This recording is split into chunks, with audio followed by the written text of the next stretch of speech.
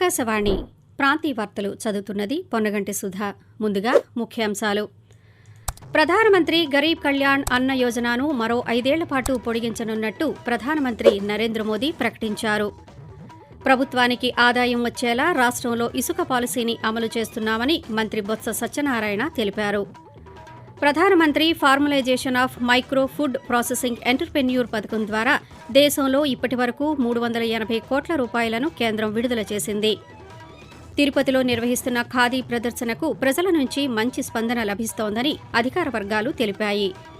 అల్పపీడనం ప్రభావంతో రాష్ట్రంలో పలుచోట్ల తేలికపాటి నుంచి మోస్తరు వర్షాలు కురిసే అవకాశం ఉందని వాతావరణ శాఖ తెలియజేసింది.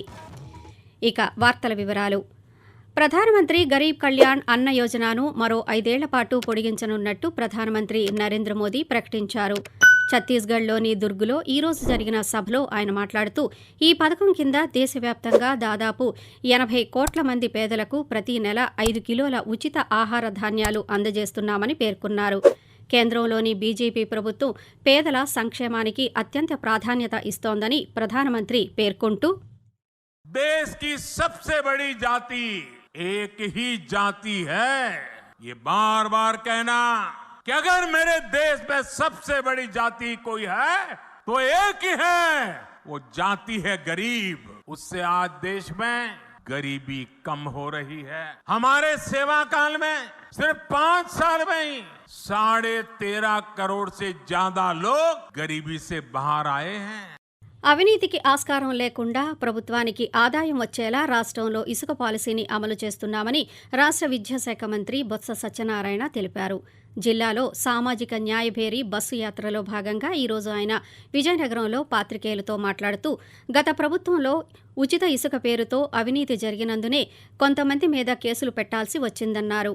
కోర్టు తీర్పులను గౌరవిస్తూనే అన్ని అనుమతులు తీసుకుని విశాఖపట్నంలోని రుషికొండ వద్ద భవన నిర్మాణాలు చేపట్టామని మంత్రి తెలిపారు. శ్రీ సత్యసాయి జిల్లా పుట్టపర్తిలో ఈ నెల 7న జరగనున్న వైఎస్ఆర్ రైతు భరోసా పీఎం కిసాన్ కార్యక్రమంలో ముఖ్యమంత్రి వైఎస్ జగన్మోహన్ రెడ్డి పాల్గొంటున్నారని రాష్ట్ర గనులు అటవీశాఖ మంత్రి పెద్దిరెడ్డి రామచంద్రారెడ్డి తెలిపారు. పుట్టపర్తి కలెక్టర్ కార్యాలయంలో మంత్రి గుమ్మనూరు జయరాం, జిల్లా కలెక్టర్ అరుణ్ బాబుతో కలిసి ఆయన ఈరోజు ముఖ్యమంత్రి పర్యటన గురించి సమీక్ష నిర్వహించారు. ఈ సందర్భంగా కార్యక్రమానికి వచ్చే రైతులకు ఎటువంటి ఇబ్బందులు కలగకుండా చర్యలు తీసుకోవాలని అధికారులను ఆదేశించారు. విద్యారంగానికి రాష్ట్ర ప్రభుత్వం అధిక ప్రాధాన్యత ఇస్తోందని రాష్ట్ర సాంఘిక సంక్షేమ శాఖ మంత్రి మేరుగు నాగార్జున తెలిపారు. ఏలూరు జిల్లా చింతలపూడిలో 12.12 కోట్ల రూపాయలతో నిర్మించిన డాక్టర్ బిఆర్ అంబేద్కర్ గురుకుల పాఠశాల నూతన భవనాన్ని ఈరోజు మంత్రి ప్రారంభించారు. ఈ సందర్భంగా మాట్లాడుతూ పేద విద్యార్థులకు అంబేద్కర్ గురుకుల పాఠశాలలో ఆధునిక వసతులు కల్పిస్తున్నామని తెలియజేశారు. తిరుపతి జిల్లా పుత్తూరు నియోజకవర్గంలో అభివృద్ధి కార్యక్రమాలకు సంబంధించిన ప్రణాళికలను సిద్ధం చేశామని రాష్ట్ర పర్యాటక శాఖ మంత్రి ఆర్కే రోజా తెలిపారు. పుత్తూరు మున్సిపాలిటీ పరిధిలోని గోవిందపాలెంలో ఈరోజు గడప గడపకు మన ప్రభుత్వం కార్యక్రమంలో మంత్రి పాల్గొన్నారు.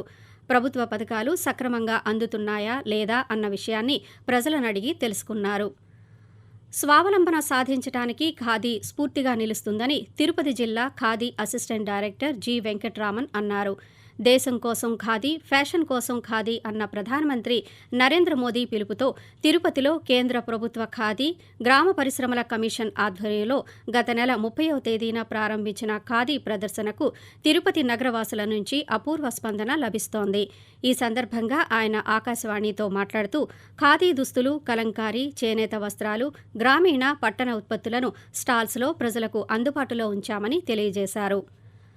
తూర్పు గాలుల వల్ల ఏర్పడిన అల్పపీడన ద్రోణి ప్రభావంతో రాష్ట్రంలో పలుచోట్ల తేలికపాటి నుంచి మోస్తరు వర్షాలు కురిసే అవకాశం ఉందని అమరావతిలోని భారత వాతావరణ కేంద్రం తెలియజేసింది.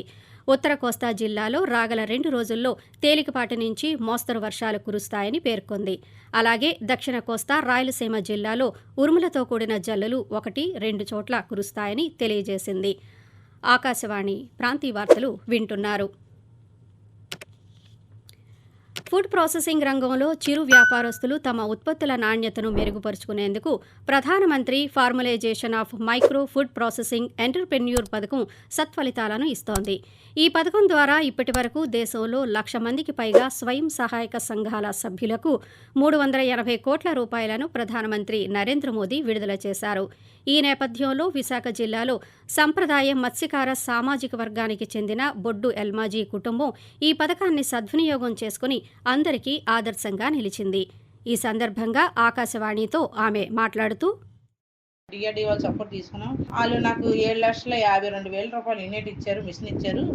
ఆ మిషన్ ద్వారాగా 3 గంటల్లోనూ శుభ్రంగా గ్రేడ్ చేసి అన్ని చేసి వస్తుంది. ఆరిపోయిన తర్వాత దానికి ఒక గ్రేడ్ చేస్తాను. ఆ గ్రేడ్ చేసే చేపలు నేను ప్యాకింగ్ చేస్తాను. ప్యాకింగ్ ద్వారాగా అప్పుడేమో 500కి అమ్మింది, ఇప్పుడు 750 రూపాయల వరకు అమ్ముతున్నాను. నాకు ఈ ఇజ్జులోకి వచ్చిన తర్వాత చాలా బాగుంది. అలాగే నాకు ఫిష్ ఆంధ్ర గాడి వాళ్ళే ఇచ్చారు. నాకు ఆ షాప్ హ్యాండ్ ఓవర్ చేశారు.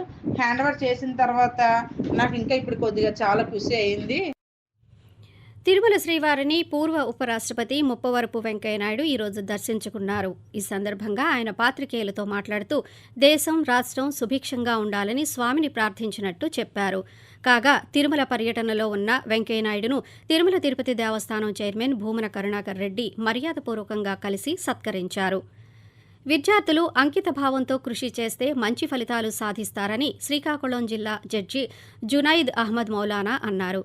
జిల్లాలోని గార మండలం ఒమరవల్లిలో న్యాయ అవగాహన సదస్సును ఈరోజు నిర్వహించారు. ఈ కార్యక్రమానికి హాజరైన ఆయన మాట్లాడుతూ ఆధునిక సాంకేతికతను జ్ఞానం పెంచేందుకు మాత్రమే ఉపయోగించుకోవాలని సూచించారు. విశాఖ సాగర తీరంలో నేవీ మారథాన్ను రేపు నిర్వహిస్తున్నారు. అత్యంత సాహసోపేతంగా సుదీర్ఘమైన మారథాన్ను నిర్వహిస్తున్నట్టు నేవీ అధికారులు తెలియజేశారు. 42.2 కిలోమీటర్లతో సాగే పూర్తిస్థాయి మారథాన్ను తూర్పు నావికాదళం వైస్ అడ్మిరల్ రాజేష్ పెండార్కర్ ప్రారంభిస్తారు. అదేవిధంగా 21.1 కిలోమీటర్ల హాఫ్ మారథాన్ను 10, 5 కిలోమీటర్ల మారథాన్లు కూడా నిర్వహిస్తున్నట్టు నేవీ అధికారులు పేర్కొన్నారు. Telugu association of North America TANA ఆధ్వర్యంలో ఈ నెల 9వ తేదీన వందే విశ్వమాతరం పేరుతో ప్రారంభం కానున్న 100 దేశాల సద్భావనా యాత్రకు సంబంధించిన గోడ ప్రతులను విజయనగరం జిల్లా కలెక్టర్ ఎస్ నాగలక్ష్మి ఈరోజు ఆవిష్కరించారు. ఈ సందర్భంగా తెలుగు భాషా పరిరక్షణ సమితి అధ్యక్షులు సముద్రాల గురుప్రసాద్ మాట్లాడుతూ విశ్వశాంతి, విశ్వ మానవ సౌభ్రాతృత్వం, పర్యావరణ పరిరక్షణ, ప్రకృతి రక్షణ, మానవీయ విలువలు వంటి లక్ష్యాలతో ప్రారంభమైన యాత్ర విజయవంతం కావాలని కోరారు.